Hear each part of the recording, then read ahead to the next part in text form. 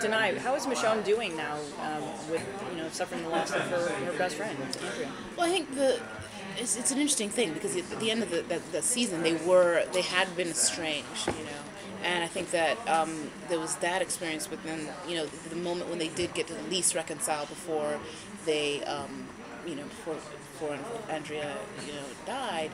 There was that moment that Andrea says to her, it's good you found them. And there's something about that I think also, releases Michonne into, knowing, as she did instinctually know, but to have that sort of a blessing from Andrea. This is a great group of people, and it's a community that I'm happy you're going to be a part of. And I think that is something that she carries into a community. But she's a loner, and so being in a community but being a loner, has its complexities. And she does have some unfinished business. So. Can we expect to see some vengeance this season? I don't know. She's going to be out looking for the governor? I don't know. What do you think? What do you think? Duh. Is there anybody who couldn't get killed from the cast? I wish I could say. There are people that I would never kill personally. Right.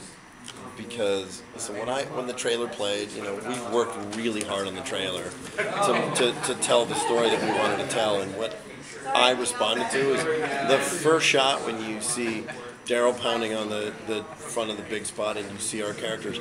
I love that trailer plunges you right into the world again, and it feels like, okay, we're back. We never stopped. I mean, for us, our production schedule, we shot until December. We had a couple reshoot days in February, and then we were writing season 4. So it's a full-time job. I mean, we've been working on The Walking Dead for 2 years straight, literally. So it's the way the comic book is. Nobody's safe, and it's always a challenge. And the more I work with these actors and the more I get attached to them, the more I resist hearing potential storylines of what's going to happen. But you know what?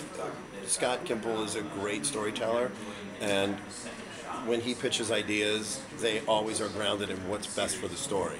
It's not like throwing a death out just to have a shocking death. They're really grounded. And, I miss Laurie Holden, and I feel like I wish she was still around. Because I think that there was a lot more we could have done with her character. I feel like the end of season 3, her character got a little lost, and I wanted to see her. I wanted to see her around more and see her rejoin our group. I felt that it was a really sad departure for all of us. And Scott's very, very thoughtful about those moments. From a technical point of view, what's been the biggest innovation on the special effects front? Well, when Danai does a lot of her sword work, or even when we did a gag where Daryl crushes a head in the back of a hatchback. We always try to intermix visual effects and practical effects to keep sort of the audience guessing. This season we built a lot of zombie hand puppets that have lip movements, and when you open the mouth, the lips peel back, so you get a sort of instant snarl.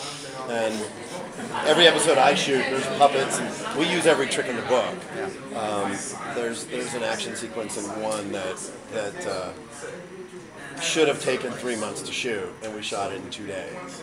And it's right up there with any action scene from any big budget movie. So we're always trying to sort of up the ante in terms of just the crush heads and all that kind of stuff. So every year we try to improve upon it. Good job.